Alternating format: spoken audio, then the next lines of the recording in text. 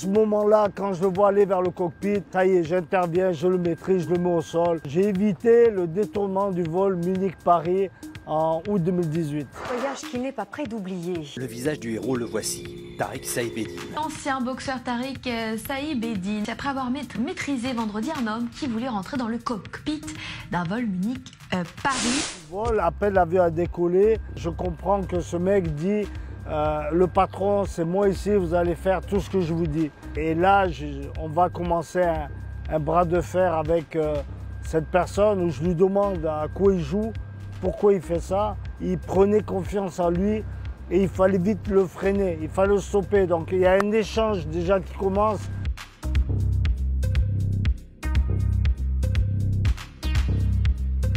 Et il va s'accrocher à la poignée de l'avion en me disant « Et alors, maintenant, si j'ouvre la porte, tu fais quoi ?»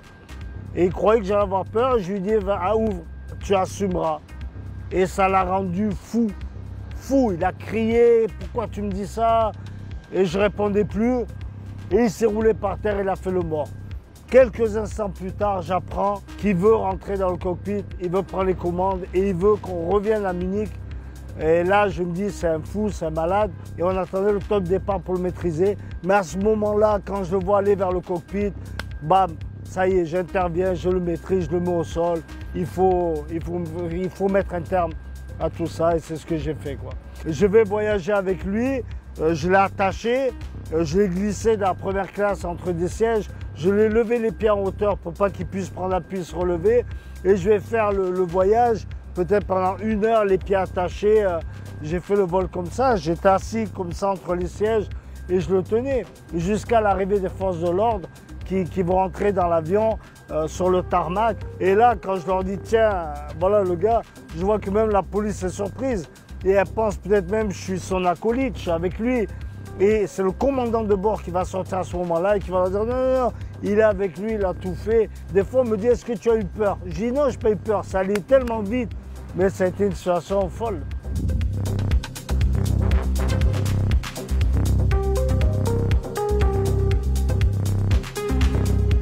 Si je parle avec un inconnu et je venais à lui raconter les moments de ma vie, les moments forts de ma vie, je sais pertinemment que le mec va me dire t'es un mytho, c'est trop gros, ce que tu me racontes c'est trop gros. Je vais être condamné à 18 mois, dont 6 mois ferme, et au bout d'1 semaine, je vais comprendre que j'ai pas ma place ici.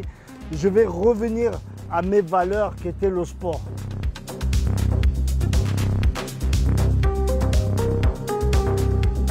Tout le monde me dit mais non, mais c'est pas possible, tu reviens à 28 ans, tu as eu des arrêts, c'est pas possible. Et moi j'aime les challenges. J'ai dit ben, on va voir.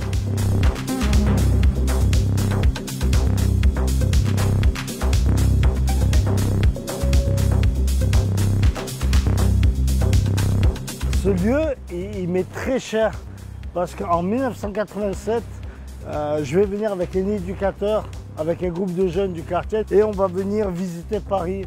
On va faire une descente en péniche et la péniche faisait le tour ici de la Statue de la Liberté de l'île des Cygnes. Je me dis, mais quelle chance ils ont d'habiter ici. 34 ans après, je vais me retrouver, j'habite ici, je suis à 400 mètres. Et je travaille à 400 mètres derrière. Et chaque jour, ça m'envoie 34 ans en arrière sur ce jeune enfant qui était plein de rêves.